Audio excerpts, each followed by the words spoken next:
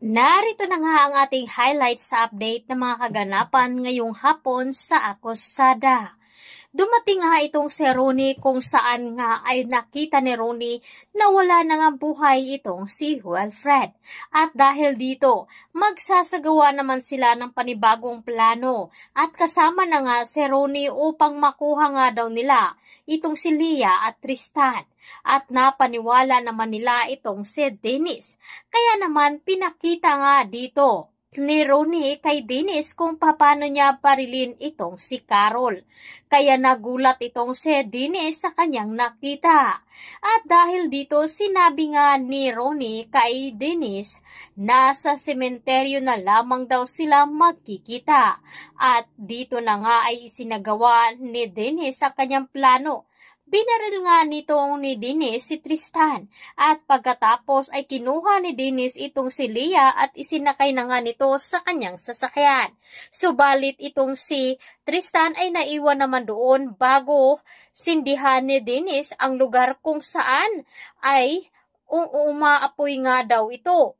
Dito na nga na-alarma sina Carol at Wilfred kung paano nga ba nila mailigtas itong si Tristan na ngayon ay nag-aagaw buhay nga ito dahil nga nasusunog ang gusali.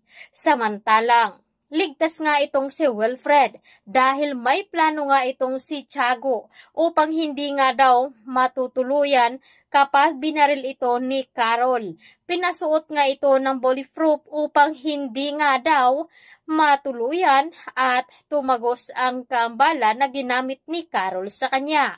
Ang akala ni Dennis ay tapos na nga itong si Wilfred, ngunit palabas lamang nila ito ni Carol upang mapaniwala nga itong si Dennis dahil obsessed nga ito kay Carol at si Carol lamang daw ang tanging pupunta doon sa kanya.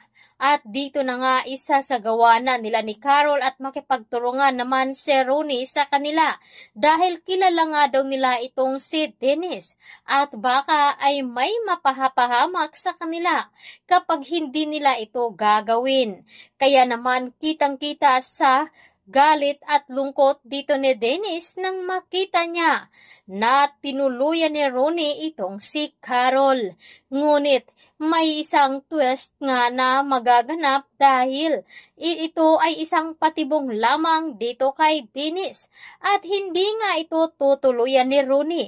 Ginawa lamang daw ito ni Rooney upang makatulong kay Carol at Wilfred dahil hawak nga ni Dennis itong kapatid ni Carol pati na rin ang anak niyang si Leah.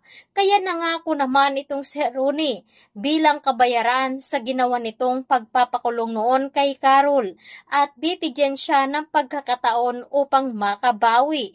Kaya ito muna ang ating tutukan at aabangan ngayong hapon dito lamang sa Akosada. Maraming salamat!